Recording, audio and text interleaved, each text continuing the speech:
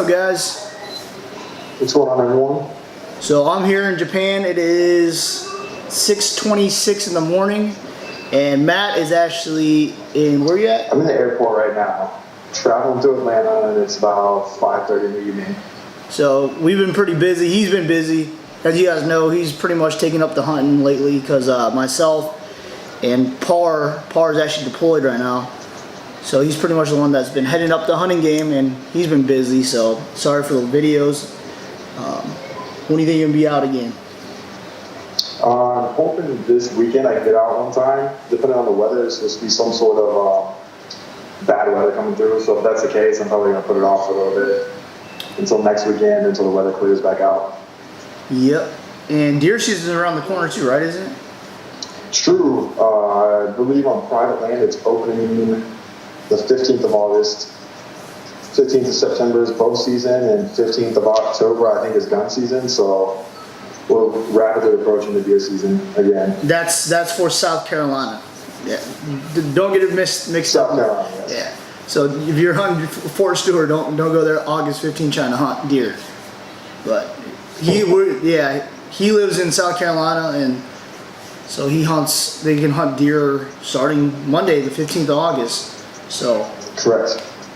But we're going to cover the rules, not rules, but pretty much our process of hunting on Fort Stewart. So we're going to cover Fort Stewart and all that. So I'm going to let Matt talk more about the process of hunting on Stewart since it's kind of changed. Okay, so first and foremost, you need to make sure that whatever weapons you're hunting with are registered by taking them into the passing permit that's on base. For the there's a little checklist sheet that you'll fill out and have your commanding officer sign it.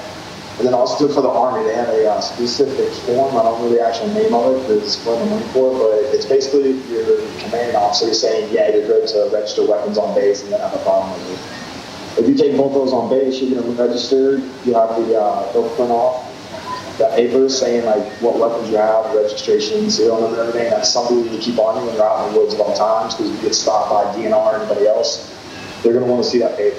So first and foremost, getting weapons registered. To get yourself registered on base, the old style was, so if anybody still falls under this old style, you went to, help me out, the hunting, not the passing permit. You go to the hunting offices. Oh, you pay to get a hunting permit on the base. The little wildlife section. So you pay to get a hunting permit on base. So they set you up with a hunting permit, you go to ID card, a number to call, and everything to check yourself into the area. That system is since shut down on the 31st of July, and they're opening up this new online system called iSportsman. I checked it a couple of days ago. It's still under construction, so it's not fully up yet. So if you're a completely brand new hunter to the base, you won't be able to do anything until the system gets fully up and functional. For the old guys, are kind of still working on the old system like me, the number's still active, and I'm still able to call in the old way, log in my PIN number, log in what area I'm going to go to. So until they get the system up, and I'm going to check it regularly, I'm going to continue doing that system, since that's I feel that's the most correct way I can be right now when I go out hunting. So, also I think goes without saying, you also need to make sure you have a Georgia hunting license. You can pick it up at Walmart, you can buy them online and print them off. And then you're going to take your hunting license will always be on you, your weapons registration will always be on you when you're hunting, and then you can also check online, it's called the area status sheet. It shows day by day what areas are open on base. So if the area is not open on the map or open on the sheet, then that's not an area you're able to hunt those days. So it has to be open on the sheet. So once you find out what area you want to go to, so say A1 is open, you want to go hunt that area. So you'll log in through the new system that everybody's going to start using. From what I'm getting, you log into the system, you put in A1, your little PIN number of where you're going and everything, and then you can check in the area. Make sure you have that hunting pass on you, the weapons registration, and your hunting license for Georgia. That has to stay on you at all times. But that's pretty much the process of getting set up as far as hunting goes right now. We can always come back and update that a little bit because I'm not quite sure how the new online system is going to work. I'm just being told this is what it's going to be like, but no one really has a good solid grasp on it yet. Yeah, supposedly the pass and permit ladies that used to work there, I guess they kind of, last I heard, they moved down to where the Holbrook Pond area is. I don't know where, if that's what do you call that? Like a little rec area, something like that. Yeah, the rec area, the outdoor recreation where you rent campers, boats, outdoor equipment and stuff. Apparently, there's a little office set up in there. But Yeah. I haven't been out there. I haven't heard about it. What's in there? So. Yeah, so they kind of changed it up on everyone this year.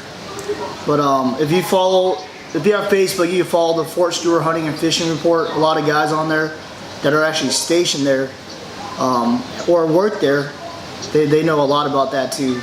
So the process pretty much is make sure your weapons are registered. Make sure you get that done and have your licenses and permits on you, because the game wardens are out there, and we've been stopped quite a few times, right? A handful of times. I ran into them out in the middle of the woods hunting before, and I passed them way out in the back of the woods where I never expected someone to be. I go around a turn, and there's a truck parked there, and they'll stop you and they don't give you a hard time. They're all really good guys. Yeah. They're just doing their job, checking the license real quick. As long as everything's squared away, then they push you on your way and they don't bother you anymore. But you just got to have all that paperwork up to date and ready to go. Yep, so like you said, they're pretty cool guys. But just make sure you got your stuff, all your stuff. Just make it easy on them. But we're going to move on to the guns, bows, shotgun zones. Pretty much purchase a map of all the game areas and know the area you're in. It's color coded, so you can't mess that up. And make sure you know it's turkey season. You cannot hunt hogs unless you're in an archery area or something like that.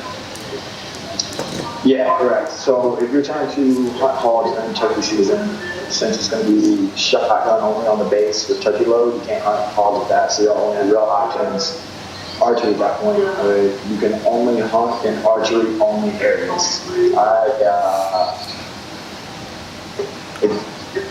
Also, there's an SOP called the Hunt Rule. You can find it online. The Fort Stewart page should read you the rules.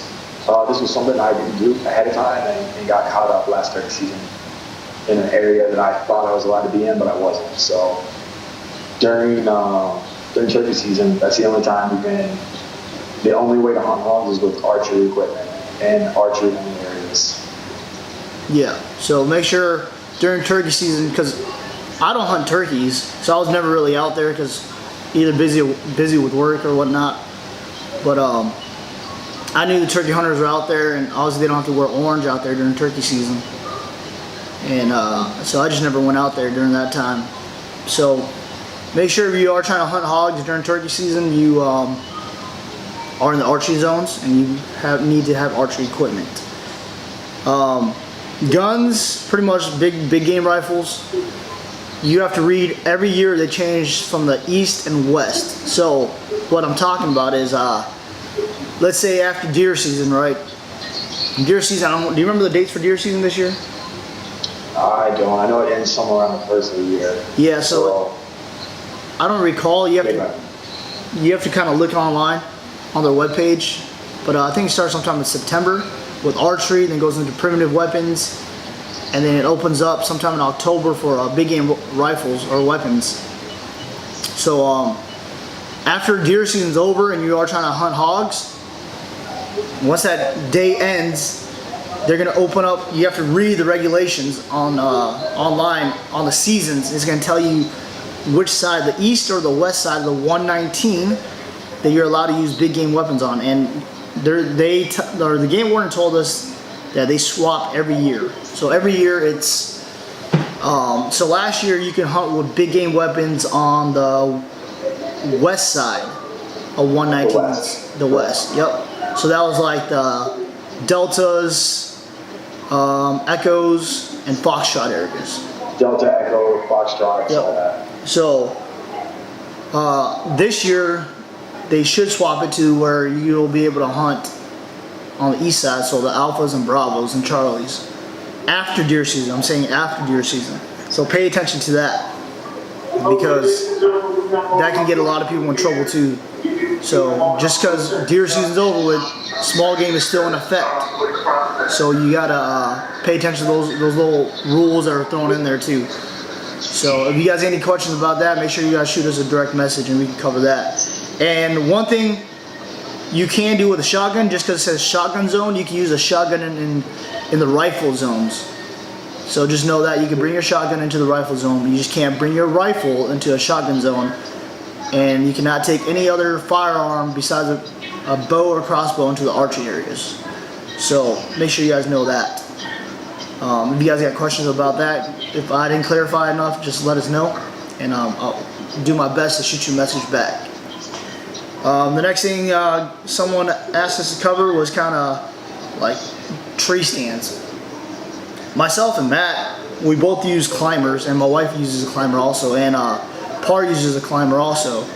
It's just easier. It's a versatile and all that. The hang-ons, I mean, personally, I don't really like them, but I know a lot of guys who use them, and because you can use them on pretty much any tree. But we don't really use climbers for hog hunting, do we? No, not quite. We've gone out a few times and tried it, and we haven't had a whole lot of luck with it. So we pretty much stick to on the ground stalking. So I couldn't even tell you last time I pulled out my tree stand to go hog hunting. Yeah. So a little story about me and Matt here. We started hunting together last January-ish? I don't know. It's been a while. I don't know. It's been a long time. Yeah, maybe about a year or so. Yeah, probably a year or so. We worked together, and then we started really hunting together when we started getting time off and stuff like that. But we were like tree stand hunting like deer, and that was not working because you could find the trail, and these hogs, they don't usually take the same path. We have found that out. They kind of just graze, and I'll let Matt cover. He's the one that pretty much started this whole stalking thing, and I'll let him talk on how he started it, because I was all about the tree stand game because I'm from the Midwest, about hunting deer from tree stands, so I figured I'd be hunting hogs the same way, but somehow he figured it out, and we just kind of rolled with it, and we've been pretty good. So Matt, you want to cover on how you do it? Yeah, so the stalking, I guess it first comes down to the area you want to be in. You kind of want to stick more to the swamp areas, not the flooded swamps, but you're going to find swampy, wet areas close to some of the rivers or creeks that go through there. That's going to be your big players for the hogs in the game, because they're going to stick close to that wetlands. And basically not being up on the high ground, the dry grass, you're not going to find well, personally, I don't think you're going to find a lot of hogs there. We really haven't. So I can't remember the specific reason of why I went out stalking on foot, but I get out there, find a swamp area that I want to follow. I check the map out beforehand, get on Google Maps and stuff to get a satellite image view of it and everything to kind of get an idea where the swamp's going to run. Get out in the swamp, just start seeing sign at first. You should be able to see the tracks. You can also see what's called rooting, where they basically tear up the ground. It looks all freshly torn up everywhere, kind of like just all torn up. That lets you know there's going to be hogs in that area. From there, you're just, like Tim said, they're kind of free roaming. So what I like to do is work my way down the edge of the swamp, just moving very slowly. I'm not at a fast pace or anything. Take a handful of steps, 10, 12 steps, stop for a minute, just listen around, see if you can hear movement or going through any brush or anything like that. I try to stay where it's more open. I don't want to get in too much thick stuff where my mobility is limited, or if I don't want to come face to face with one of those hogs. So as you can see in some of our videos, sometimes we're a little bit thicker stuff, and sometimes we're in some more open stuff. But I think most all of our kills have been right around the swamp areas. Whether you can see the swamp in the video or not, that's pretty much what we stick to. Yep. But it seems to be a pretty good tactic. We just get down there in the swamp beds. Maybe sometimes you can find a hard trail that they've been using a lot, and walk down that for a little ways, stop, listen around, see what you get, and just keep working your way around. I'm also going to throw in the time factor when you're doing this. Yeah. There's pretty much two times on base that we like to hunt. On base, you can only hunt from sun up to sundown. You got to be out of the woods by dark, or 30 minutes past dark, and everything. So you pretty much get sun up to sundown. Hogs mainly move through the night, so a couple hours prior to it going dark, they'll be up moving, and a few hours past sunlight. So your main hunts are going to be from about the sun up, which is roughly 6 o'clock in the morning, until about 9 or 10 is when I usually call it quits. And then for an evening hunt, which I always have more luck with, we'll get out there around 5 to 6 around the summertime. When it's closer to the winter hours, we'll be out there around 3 o'clock and push till dark. But it's really those last 2.5, 3 hours of darkness, or 2.5, 3 hours before darkness, that you really have the most movement from all the hogs. So that covers the piece that we use. I don't have too much luck during the daytime. I don't think I've personally gotten one. I know it can be done, but it's just not. The hogs aren't really up and moving around at that point. Not like they are in the evening. So I always stick it out for the evening. It's a little cooler out, and much more enjoyable. Yeah, me and Matt, we used to go out like all day hunts. Like literally, we used to go out early in the morning, leave South Carolina by like 3:30, 4 in the morning, to get to Fort Stewart by like 5:30 or 6 in the morning, and hunt all day until nighttime. And you know, we started noticing that we weren't really seeing hogs. I mean, we see them in the morning occasionally on their way back to their bedding, and you know, they're actually, you know, going from point A to point B. They ain't stopping for nothing. So we realized that, you know, that's pretty tough. And then we started realizing that around evening time, like Matt was saying, like they are starting to come out and just grazing. So we figured it out. We figured out the game, you know. So we started just hunting in the evenings, about 2 hours prior to pretty much sunset, and just hunting until the legal shooting hours over. So I think it's much better to hunt in the evening. Me personally, that's pretty much my prime time that I go now. Unless I'm just really bored, I'll get out for a morning hunt, but I usually don't have any luck with those evening hunts. And I'm just going to, again, touch on the weather a little bit. The weather's going to have a lot to play with the hogs. If it's raining, they're going to stay bedded down. They're not really going to move. If there's a big storm, they'll have to push in. I feel that they sense the change in pressure in the air and everything, and they're going to stay bedded down. So a nice, normal, warm evening during the summer is the best conditions that I've experienced to get hogs up and moving. In the wintertime, pretty much the same thing. The wintertime is money. Storm rolling through and everything like that. Yeah, during the wintertime, me and Matt were on it. Like, every time we went out since like October, November, I think it was like every time we went out, and starting November time frame, we went out a lot. We were getting one every time. Yeah, unfortunately, we didn't really get into the recording on kills or anything, but we are on an absolute hot streak. We go out once or twice a week, and every time we went out, we'd come back with pigs galore. But I think in a matter of like 2-3 months, we knocked out like 15, 16 pigs. So yeah, it was crazy. Right. Yeah, so and then we started deciding to record all the videos, and we still do fairly good. Yeah, it was crazy. That was probably the best season I had last year. And unfortunately, I caught orders to Japan. If you guys didn't know, myself, Matt, and Par, we're all active duty Marines. So, you know, we're still obligated to the military, so it's kind of hard for us to get out and all that stuff. So, yeah, like he said, we were on a hot streak. And it is finding the areas, too. You can't be scared, right? No mercy, right? Yeah, no mercy. So the different areas you're going to go into, like I said, some of them can be kind of thick. I mean, when I personally go out alone, I try to stay out of thick areas and stuff. I mean, it's a little sketchy being out there by yourself. There's a handful of dangerous animals and stuff besides the hogs that are out there, snakes and crocodiles and everything. But you learn which areas you become more comfortable with, the ones that are a bit more open and everything like that. But areas play a big thing into it. And slowly pick up. If you have questions about where to get started, I don't have a problem sharing some of my areas. I'm not going to give you all of them because I have a few that I hold secret to myself that I don't like to give out. But we can definitely give you a couple areas to get you in the right direction so you get familiar with it. Yeah, and we got guys from Wisconsin, Jeremy, and he came on down from Wisconsin, and he was kind of asking us for guidance. And we got him on hogs. Like, we were talking to him. I couldn't go out there. I was still in Japan. Matt was busy with work, so he couldn't go out there. But we were, you know, constantly what were we on, Facebook Messenger, and messaging each other back and Facebook, forth. and then I was also talking to Jeremy through text messages. Yeah. Trying to keep him up to date and everything that I could on where to go, when to go, stuff like that, and answer all the questions as good as I could. And while they're I there, just talked to him the other day, and Jeremy's actually planning another trip back out at the beginning of the year, so I'll be excited if that goes through. We'll be able to go out this time together, so should be a good time as long as he makes it in. yeah. So like we said, we didn't know Jeremy at all. He kind of hit us up on Facebook.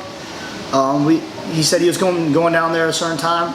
He was just asking for, you know, information on how to hunt these hogs, and you know, he came down. We were texting him throughout his hunt, you know, keeping us updated, and we were able to actually give him 2 pretty good areas, and they were able to get 2 hogs out of it.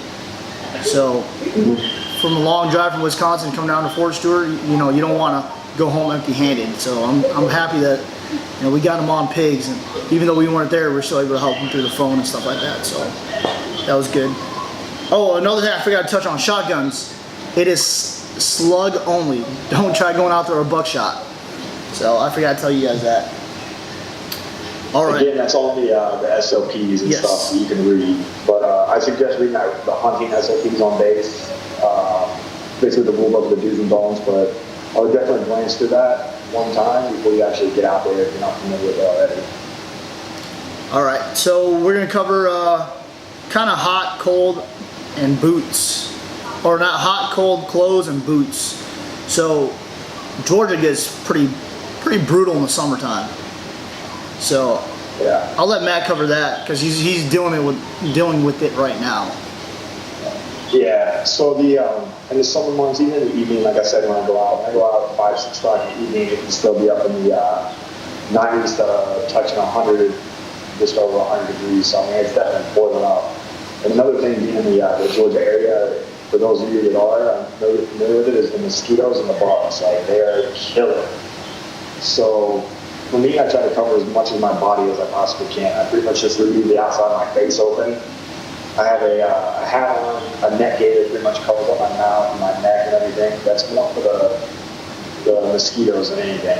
I wear a long sleeve camo shirt, or gloves. Thin gloves, just basically again keeping the mosquitoes off, nothing thick, because I try to keep it as thin as possible. Camo pants, and then definitely muck boots is required. The higher the better, but going down in those swamp areas where those pigs are, sometimes you got to cross over some stuff, and normal boots is not going to cut it unless you feel like getting your feet wet, keep them wet the entire hunt, which I know for me is uncomfortable and miserable. And then also in the summertime, I know I hit on snakes already, and I ran very past the handful, but I got snake guards on my boots right now, help protect me from that. I usually see them before I haven't stepped on any or come across too many of them, only a handful, but still just being protected. That's pretty much for the summer. You could really go out there in jeans and a t-shirt if you felt like it to go hunting. We'd have the same effect. I personally just dress in camo. I try to keep it as thin as possible, but it's cover as much of my body as possible from the mosquitoes. Yeah. In the wintertime, we have different,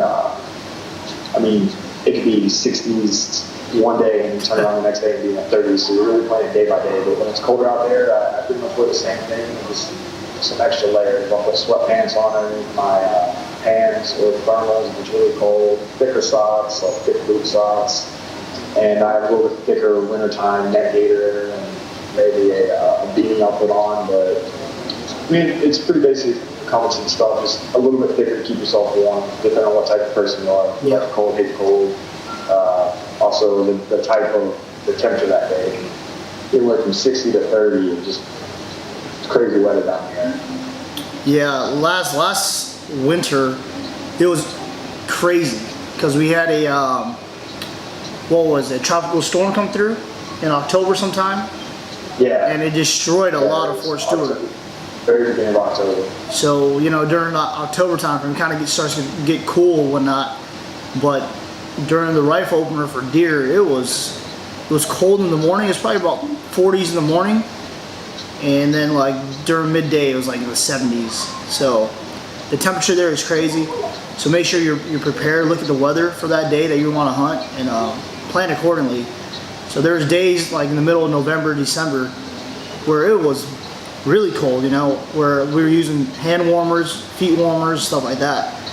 So keep that in mind too, that just because you're on the East Coast in Georgia, it does get cold there. So, and absolutely. What Matt said about boots, make sure you guys have those swamp boots, those regular boots, or just make sure they're waterproof, but we like to wear those swamp boots that come up, to our thighs pretty much, just because that swamp can get flooded if it is a pretty rainy season. So that's what we wear, just so we don't have to deal with wet feet and stuff like that. So I use bug spray. I use 100% DEET from Dick's Sporting Goods. It comes in like a little white bottle, white and red bottle, and that works like amazing. But it does sting your mouth or your lips if you get it on your lips. So that's how you know that stuff really works. Matt uses Thermacell? Yeah, I usually just hang a Thermacell off one of the loops on the back. I got a clip for it, but I usually drag it on a Thermacell. I haven't noticed ever scare away the hogs. I've been running a Thermacell, and I've had hogs run straight up towards me in one of my solo hunt videos when he was 15, 20 yards away when they were running up to me. But the Thermacell doesn't seem to bother them. It keeps the mosquitoes away. It does a fairly decent job at it, I think. So I keep going down that path. If I ever run out of my Thermacell and don't have it, I'd probably resort to the Deep Woods off bug spray with the DEET and everything. I spray that down just kind of in my open areas. I'm not going to layer myself with it because I don't want to stink like that a whole lot, but that's about it for the bugs. And he brings up a good point. Matt brings up a good point. We do take our scent control really seriously. We actually have spray, what do we use that? What was that stuff called? I can't remember the brand name off the top of my head, but it's no scent stuff. But once we get all dressed up and everything, kind of spray that all over from head to toe, just a good solid layer of it to help kill out some of the smells. Also, whenever I wash my clothes, I don't wash them with any sort of Gain or crazy fancy smelling laundry detergent or anything like that. I use actual like hunting soap and hunting dryer sheets to help keep that smell out. And I'll store my clothes outside or throw them in the back of my truck bed and stuff like that. Just as long as they're just not with other clothes, getting that really sweet smell to it. Yeah, well, sort of looking for that all natural wood smell. Yeah, we use scent killer. That works pretty well. For deer hunting, I use nose jammer. I don't know if you guys ever tried nose jammer. It comes in a little red bottle. I'm a firm believer in it. I believe that stuff works. It smells really, really sweet, and I've had deer come underneath my tree and not even notice. On the same trail I walked in on. So I use that. And so make sure these hogs, they have phenomenal noses. So always play the wind also. Make sure the wind is in your face. So if the wind is bad, there's no point even trying to go into that swamp because they're going to smell you before you even get close to them. Yeah, absolutely. Yeah, so scouting for hogs, Matt kind of touched on that. Find those trails near those swamps and just kind of walk it. If you can't be scared, that's why whenever I went, I took Matt. And if you couldn't go, I went solo, but I stuck on the edges of the swamps. But you can't be scared to get in there and go in there to where they're living at, and actually bump them up or wait for them to get up. Just like Tim saying, like they're gonna be further back in the woods, not gonna be 5 feet off the main roads and everything. So you have to get back in there. You're gonna get more comfortable as you do it. Obviously, when I go out there solo by myself, I'll go back in the thick stuff, but I try not to get too out of control thick, just because I don't know what's in there, and I'm not trying to get hurt back there alone. No one can find me, but if I'm hunting with somebody that I'm comfortable with, like Tim or some of the other guys I go with regularly, I no fear in anything back there. Like the deeper the better. You're going to run into the bigger pigs that hide back there and spook them up. But I know me and Tim are definitely, when we're together, there's just no fear, no mercy, and we go into some extremely thick stuff. We're just pushing safety to the limit pretty much. Exactly.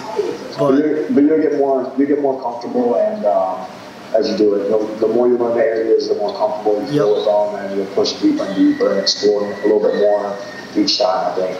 Yep, exactly.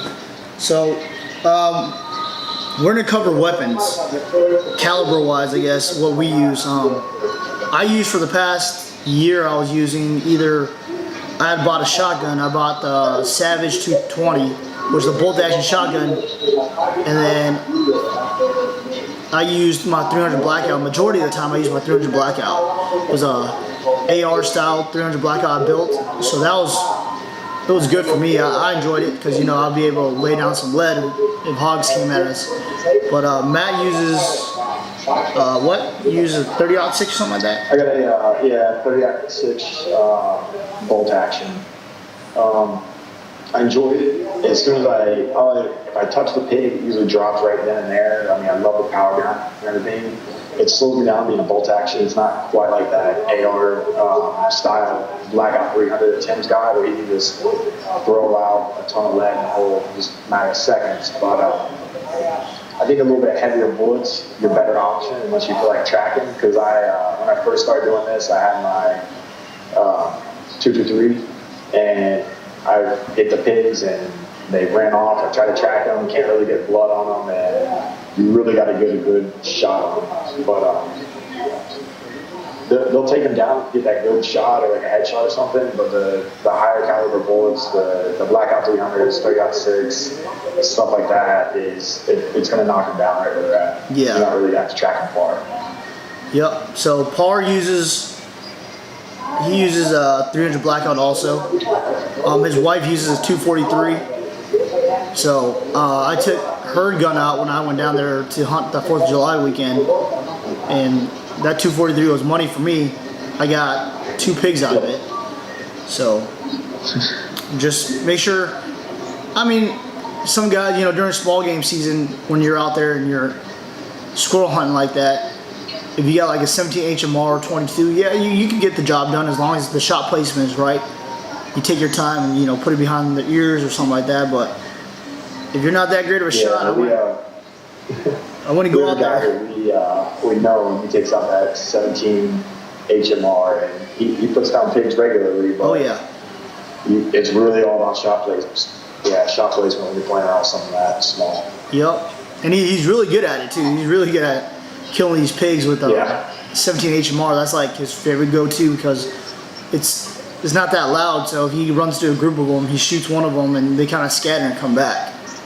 So that's not a bad weapon either. But if you're kind of like us, where we're just like, you know what, we're going to go out there, we're going to make sure that first shot that pig's not getting up. We kind of use the bigger calibers. Absolutely. So, all right. For rules, like Matt already touched, just go on the webpage, look up the SOPs. That's pretty much how we learn everything about the SOPs. And just make sure you guys know it, because like we said, the game wardens do stop you. And most of the time they stop you, they check your stuff, and they're really cool. They'll tell you like, hey, I saw some pigs here earlier and stuff like that. So don't be scared to socialize with them. That's how we became pretty good friends with one of them, and he took care of us. He kind of showed us the way of hunting. That's how we kind of figured it out too. He's pretty good. So just get out there, meet people. That's why we got this page, for guys who want to hunt for Stewart and want to learn how to do it. Yeah, absolutely. And I know we got a lot of followers, and people always putting up like, I want to hunt, or how do we get into it? Just let us know. Set up a day, or just hit us up. I'm still in the area, so I would love to come meet up with you guys. I'll take you out, explain everything. We'll go out a few hours early, and nothing more, just going out and explaining how the process is, and then we'll do that a few times until you get on the hog. But we can definitely help you out and teach you our ways. We're not. We want more people to get out there. Yeah. Have no problem meeting up or whatever. Just as long as all your paperwork's good and everything, then I don't have an issue with taking anybody out. Yep, exactly. We're just, we're just trying to help everybody else, because it took me. I started hunting for Stewart in 2013, and I didn't really figure it out till 2015-ish how to hunt these pigs, and then we really figured it out last fall, 2016. And unfortunately, you know. Yeah, I think I was hunting for about 9 months before I even got a pig. So Yep. It's definitely, if you're doing it by yourself, learning the hard way, it's going to take a while. So why not get up with somebody that has a decent handle on it and let us share what we know. Yep. And we're not saying we're the best at the hog hunting on Fort Stewart.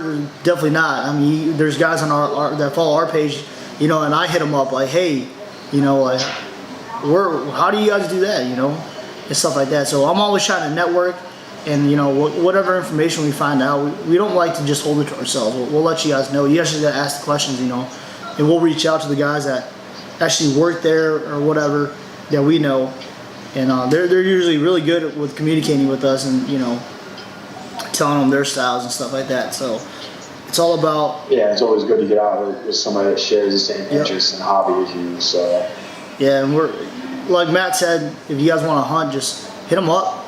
Hit us up on our Facebook page. You know, either myself or Matt or Par always we're always checking those messages.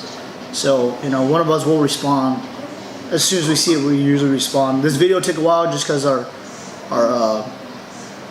commitments to work, but it should slow down now for you at least. So yeah, he'll be able to get some videos out and stuff like that.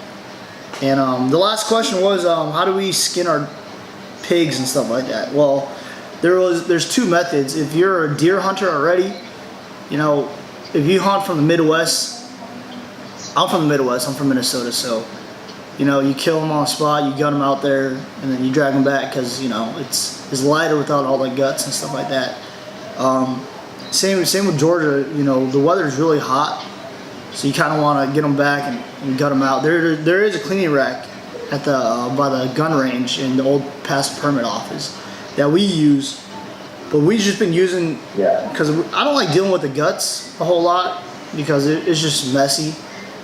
So we've been going through the Gutless Method a lot lately, and you know, I'll link some YouTube videos to the Gutless Method. I'll link the video of Matt and I doing the Gutless Method while Jessie, my wife, was videotaping us doing it.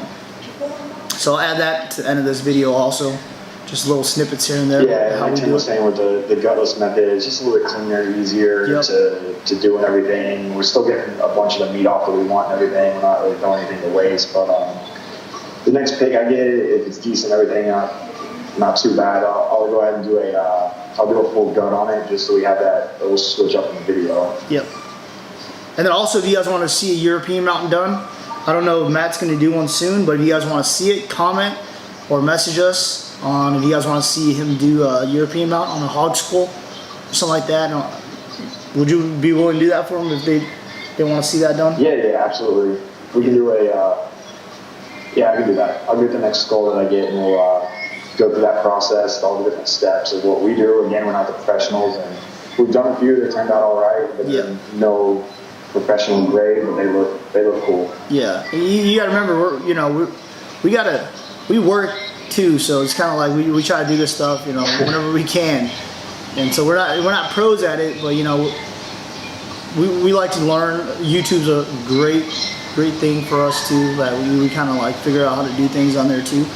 But if you guys want to see Matt do that European skull mount, let us know, and he'll do that with the next pig he kills, because I'm pretty sure here shortly he'll be back in the woods and he'll probably get another kill here shortly too. So hope so. Yeah, hopefully. So if we didn't cover any questions, please just message us, and we'll, you know, try to answer to the best of our abilities and whatnot.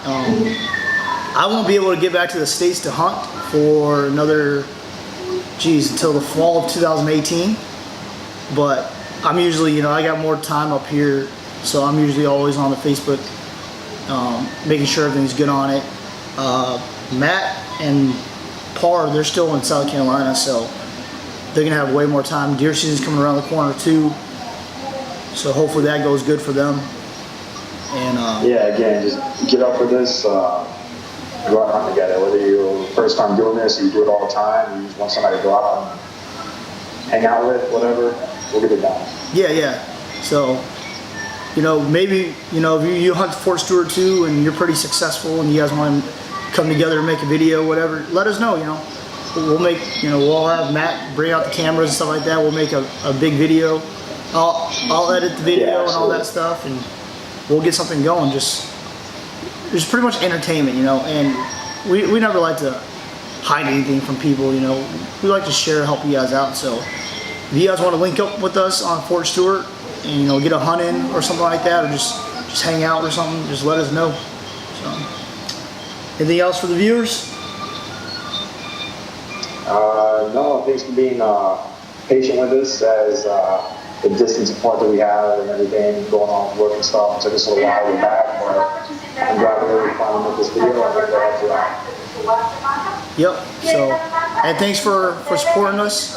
We're trying to get bigger, so please share our videos. Invite your friends who hunt. We don't really care. They don't have to hunt, but if they show some kind of interest in wanting to learn how to hunt, just lead them towards us, and we can kind of help them out. So, until next time, everybody stay safe out there. And we'll be coming, hopefully we'll have a video for you guys here shortly when Matt gets back. So I just want to thank all you guys. Take care, guys. Yeah.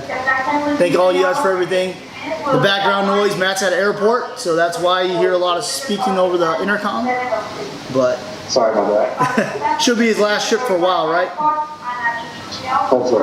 Yeah, hopefully so. Alright guys, and again, thanks. I know it's a long video, but hopefully we covered all the questions that some of you guys had. And hopefully, we see you guys out there, or at least Matt. You guys link up with Matt, and he can meet you guys out there, and you guys get a video in, because I can't be there, so I'm just kind of living through all you guys right now. And again, stay safe out there, and we'll see you guys hopefully out in the woods somewhere. Thanks. Take care, guys.